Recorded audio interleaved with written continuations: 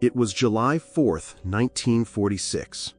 As thousands gathered on Biskupia Górka Hill in Gdańsk, Poland, 5 wooden gallows stood tall, waiting. These were not ordinary executions. They were the public hangings of female Nazi guards who had served at the notorious Stutthof concentration camp. The crowd didn't flinch. Some cheered, others wept. For many survivors, this was justice. For history, it was one of the few times women were executed so publicly for war crimes. What led to this moment was not just brutality, but a chilling glimpse into how ordinary women became instruments of death.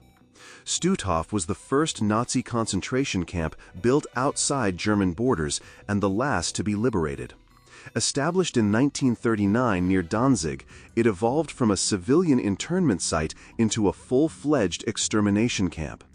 Over 110,000 people were imprisoned there: Jews, Poles, Soviet POWs, and others. Of those, an estimated 65,000 died from forced labor, starvation, disease, torture, and mass execution.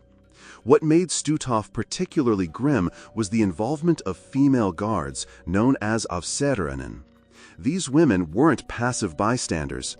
They wielded brutal authority, often surpassing their male counterparts in cruelty. Trained at nearby camps like Ravensbrück, they learned to dehumanize prisoners with frightening efficiency. Some beat inmates to death. Others participated in selections for the gas chamber. Their uniforms and youthful faces betrayed the horror they inflicted daily. Unlike the more infamous SS men, these women were often overlooked until the war ended. Then, their crimes came to light during investigations led by Soviet and Polish authorities. The world was shocked to discover the level of sadism some of these women showed, not out of coercion, but out of zeal. After the war, Allied and Polish authorities quickly turned their attention to bringing Nazi war criminals to justice. Among the most significant proceedings were the Stutthof Trials, held in Gdańsk between April and May 1946. These trials were notable not only for their swift judgments, but for including female guards, a rarity in post-war tribunals. The first trial involved 13 men and 6 women, all accused of crimes against humanity for their roles at Stutthof. Witnesses testified to horrific abuses, brutal beatings, torture, and selections for gas chambers. The female guards stood accused of personally tormenting prisoners, many of whom were children and elderly. On May 31, 1946, the court delivered its verdict. 11 defendants were sentenced to death, including 5 of the female guards. The method was to be public hanging, a symbolic and retributive act. On July 4, 1946, thousands watched as the executions took place at Biskupia Górka Hill. The condemned were hanged one by one, their deaths witnessed by former prisoners, citizens, and even children. The message was clear: war crimes would not go unpunished, not even for women. On July 4, 1946, 5 female guards from Stutthof were publicly hanged for crimes against humanity. Each had played a brutal role in the camp, and each met justice at the end of a rope. Jenny Wanda Barkman, nicknamed the Beautiful Spectre, was known for her cold beauty and colder heart. At 24, she had already become infamous at Stutthof for mercilessly beating prisoners and helping select victims for the gas chambers. Witnesses recalled her walking through the camp with a whip in hand, smiling. During her trial, she showed no remorse, keeping a defiant, detached demeanor. At the scaffold, dressed immaculately, she allegedly whispered, "Life is indeed beautiful," moments before the trapdoor opened beneath her feet.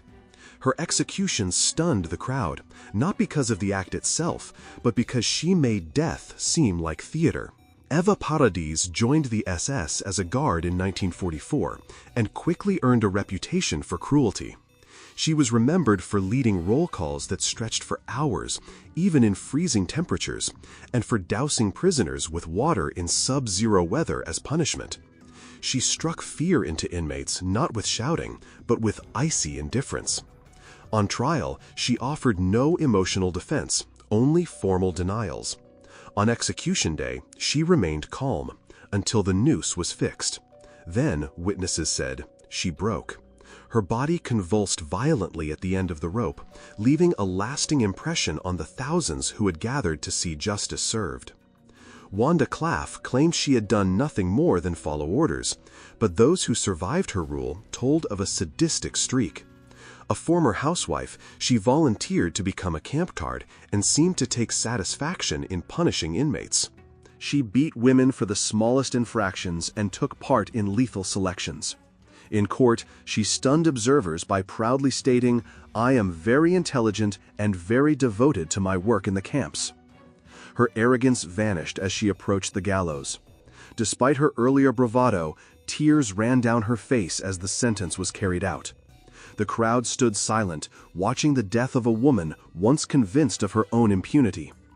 Elizabeth Becker had a short tenure at Stutthof, just a few months, but it was enough to tie her to unspeakable crimes. At only 22 years old, she had taken part in prisoner selections and brutal roll calls. After the war, she fled but was eventually arrested and brought to trial. Becker penned desperate letters asking for forgiveness, claiming she had been forced into the SS. But the testimonies of survivors and her silence in the courtroom outweighed her pleas. When led to the gallows, she appeared pale and terrified. She had no last words. Her death was the quietest of the five, but no less symbolic. Innocence lost to obedience and cruelty. Perhaps the most chilling figure was Gerda Steinhoff, a 23-year-old block leader who exercised brutal authority over women and children alike. Witnesses said she laughed as she beat prisoners and showed no hesitation during executions. In court, she shocked onlookers by laughing and joking, even as her crimes were described in detail. It was as if she didn't believe the verdict would ever touch her. But on July 4th, it did. As she stood on the scaffold, smirking, she met her end with wide-eyed disbelief. The crowd watched as her expression froze in fear, the first time, perhaps, that she realized she was not untouchable. The public hangings at Biskupia Górka in 1946 were unlike anything most people had ever seen. Around 200,000 people gathered to watch, including many survivors of the Stutthof camp. For them, it wasn't just justice, it was deeply personal. In a powerful act of symbolism, some of the executioners were former prisoners themselves. The mood was intense. Some people cheered, while others watched quietly. These executions weren't held behind closed doors, they were public on purpose. Authorities wanted the world to see that even women could be held responsible for terrible crimes. It was a statement. No one, regardless of gender, was above justice. Many were shocked that the condemned were young women. Society didn't expect women to be capable of such cruelty, but the evidence was clear. These guards had beaten, tortured, and sent innocent people to their deaths.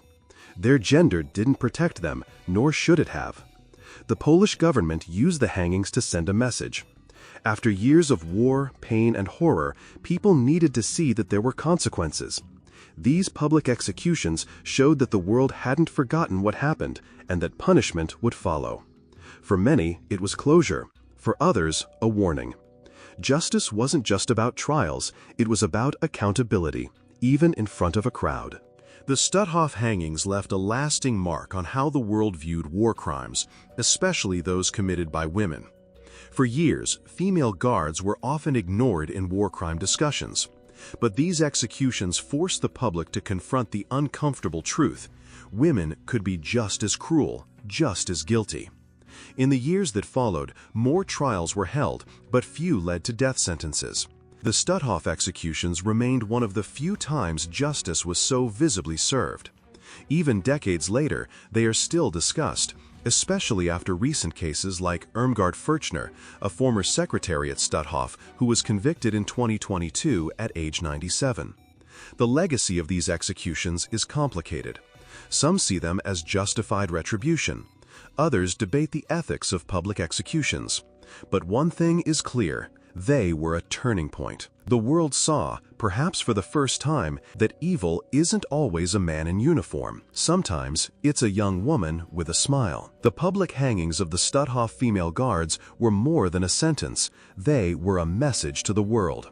Justice, in that moment, was not quiet or hidden. It was loud, visible, and unforgettable. These women, once symbols of silent obedience or overlooked cruelty, were now reminders that war crimes know no gender. The crowd watched, the ropes tightened, and history took note. Today, we still struggle with questions of guilt, punishment, and responsibility. What do these executions say about how we define justice? And would we respond the same way if it happened again?